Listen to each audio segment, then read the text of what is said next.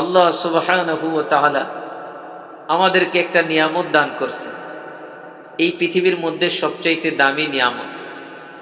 সেই নিয়ামতের নাম হচ্ছে ঈমান। নাম কি? ঈমান। আমার ভাইয়েরা, এই দুনিয়ার বুকে যত দামি জিনিস আছে, সব দামি জিনিসকে যদি আপনি এক পাল্লায় রাখেন, আর যাররা পরিমাণ ঈমানকে যদি এক পাল্লায় রাখেন, ওই যাররা পরিমাণ ঈমানের সমপরিমাণ আসমান জমিন এত দুবয়ের মধ্যে যা কিছু আছে সব কিছু যাররা পরিমাণ ঈমানের কাছেও যেতে পারবে। সুতরাং আল্লাহ সুবহানাহু ওয়া তাআলা যাকে ঈমান নামক এই নিয়ামত দান করেছেন, বুঝতে হবে আপনাকে আল্লাহ এমন নিয়ামত দিছেন যেটার মোকাবেলায়, যেটার পরিবর্তে দুনিয়ার মধ্যে আর কোনো নিয়ামত হয় না। আমার ভাইয়েরা, এই ঈমান পাওয়ার পরেও আমরা হীনমন্যতায় ভুগি, মন খারাপ। কেন? আমার গাড়ি নাই, বাড়ি নাই, তেমন বেশি সম্পদ নাই। আমার ভাইয়েরা, এই সম্পদ, গাড়ি বাড়ি সব কিছু যতক্ষণ পর্যন্ত আমার ভিতরে এই বাতাসটা আছে, অর্থাৎ রূহ, আমার যখন এই বাতাসটা বের হয়ে যাবে তখন আমি হয়ে যাবে লাশ, আর টাকা পয়সা বাড়ি গাড়ি সব আমার থেকে বিদায় নিয়ে নেবে, ঠিক কিনা? আমার সাথে থাকবে কি? ঈমান। কি থাকবে? ঈমান। যেই ঈমানের বিনিময়ে আল্লাহ সুবহানাহু ওয়া তাআলা আপনাকে আমাকে জান্নাত দান করবেন। সুবহানাল্লাহ বলে।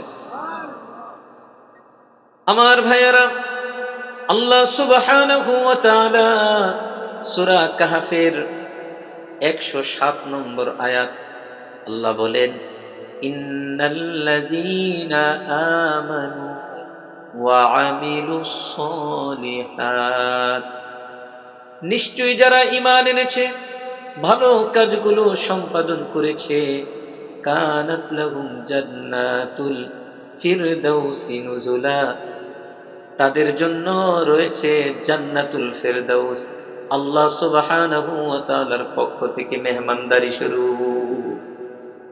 তাহলে জান্নাতুল ফিরদাউস এটা আল্লাহ কাদেরকে দিবেন? এক নম্বরে যারা ঈমানদার, দুই নম্বরে সে সাধারণ ঈমানদার নয়, সে তার পুরা জীবনটাকে ভালো কাজের মধ্যে খরচ করেছে।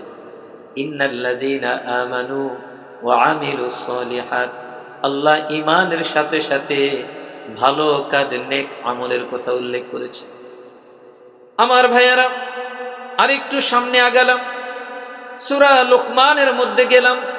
সূরা লুকমানের 8 নম্বর আয়াতে রব বলেন, ইন্নাল্লাযীনা আমানু ওয়া আমিলুস সলিহাতি লাহুম জান্নাতুন নাঈম, নিশ্চয়ই যারা ঈমান এনেছে, ভালো কাজগুলো সম্পাদন করেছে, তাদের জন্য রয়েছে নিয়ামতে পরিপূর্ণ জান্নাত।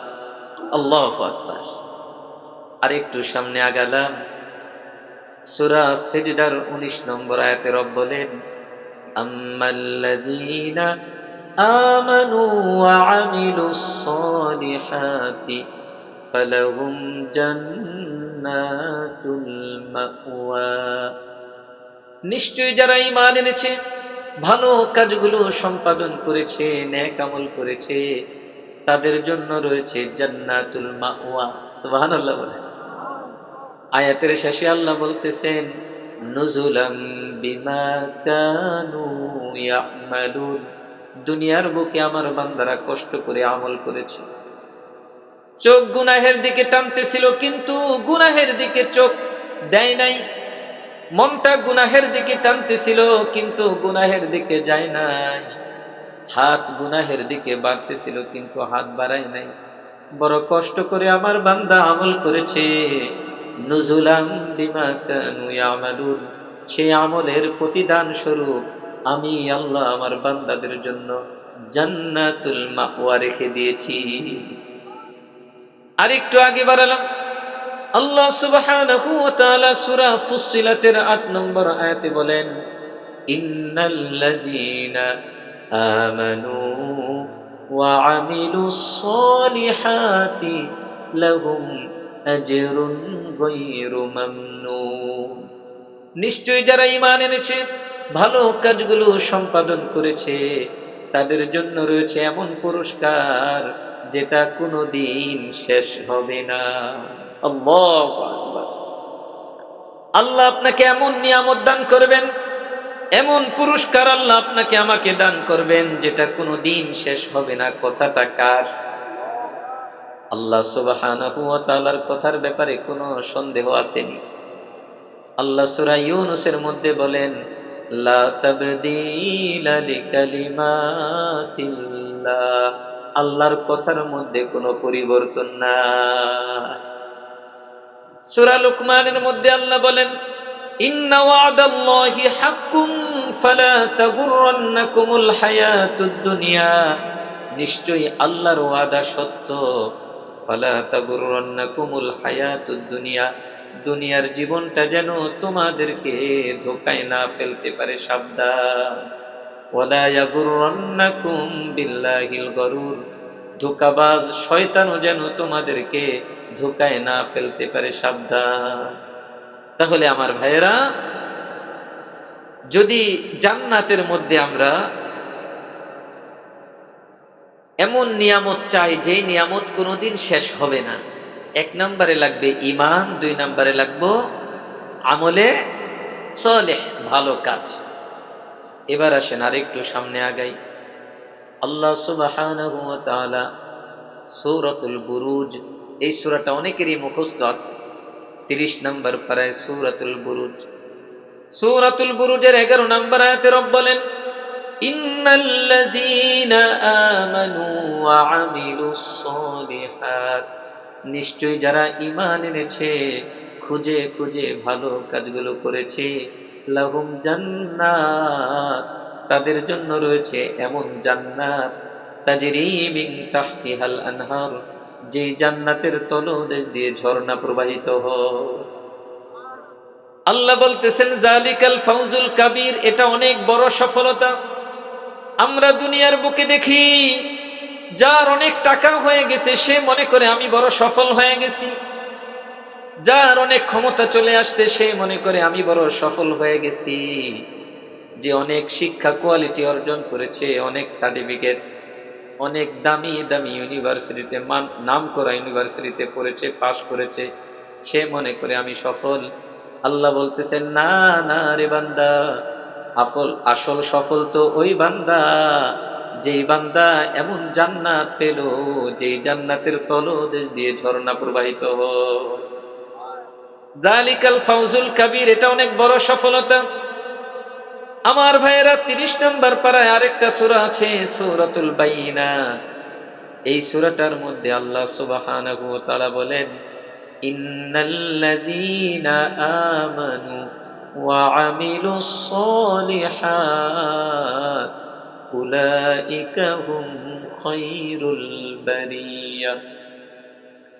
আল্লাহ বলেন, নিশ্চয়ই যারা ঈমান এনেছে, ভালো কাজগুলো সম্পাদন করেছে, উলাইকা হুম খায়রুল বারিয়া, এরাই হচ্ছে আল্লাহর পরিভাষায় সর্বশ্রেষ্ঠ সৃষ্টিজীব।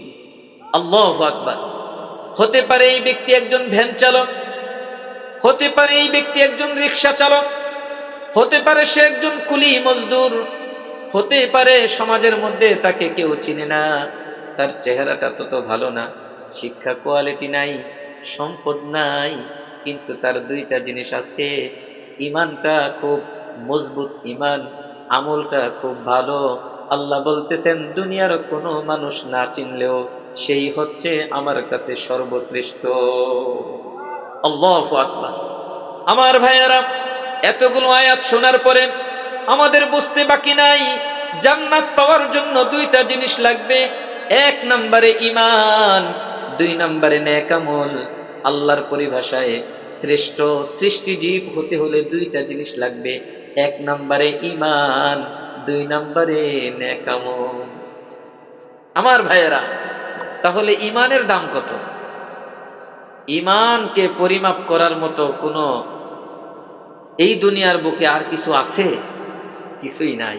কারণ সবচেয়ে দুর্বল ইমানদার ছোট ইমানদার, যে আল্লাহ তাকে যে জান্নাতটা দিবেন সেটা হচ্ছে এই দুনিয়ার 10 দুনিয়া পরিমাণ। সুবহানাল্লাহ বলে।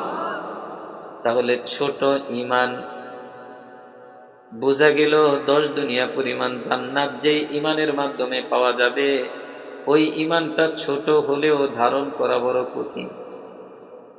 ধারণ করা বড় কঠিন।